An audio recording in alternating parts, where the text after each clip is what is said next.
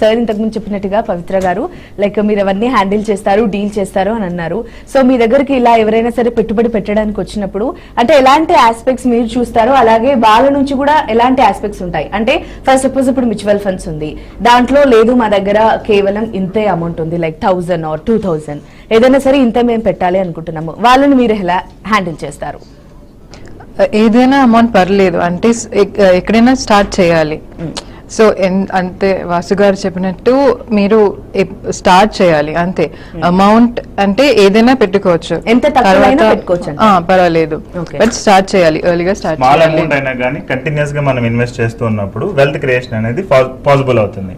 But చాలా మంది చేస్తుంది ఏంటంటే నేను తర్వాత చేస్తా, నెక్స్ట్ ఇయర్ చేస్తా, ఆ నెక్స్ట్ ఇయర్ నుంచి చేస్తా, ఆ టైప్ లో కంటిన్యూస్ గా వెళ్ళిపోతూ ఉన్నారు. అందుకని వెల్త్ క్రియేషన్ చాలా డిఫికల్ట్ అవుతుంది. అనేది పీపుల్ కి ఫేవర్ గా వర్కౌట్ అవ్వట్లేదు. Okay sir.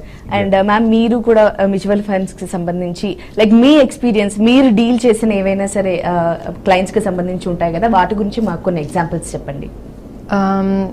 మ్యూచువల్ ఫండ్స్ లో చాలా మంది క్లయింట్స్ ఇన్వెస్ట్ చేశారు, కానీ వాసు గారు చెప్పినట్టు మార్కెట్ పడిపోయినప్పుడు చాలా మంది అక్కడ టెన్షన్ తర్వాత అక్కడ మనీ తీసేస్తున్నారు కదా. సో అక్కడ చాలా మంది అక్కడ రిటర్న్స్ అంటే బాగా రిటర్న్స్ చూడలేదు. సో ఇప్పుడు సార్ చాలా అవేర్నెస్ మా క్లయింట్స్ తోటి మీటింగ్స్, సో ఆ తర్వాత చాలా బిహేవియర్ చేంజ్ అయింది. సో ఇప్పుడు వాళ్ళు చాలా రిటర్న్స్ చూస్తున్నారు. సో ఇప్పుడు ఏదైనా ప్రాబ్లం అంటే మార్కెట్ ఏదైనా ఉంటా గానీ వాళ్ళు అలా ఫాలో అవుతారు.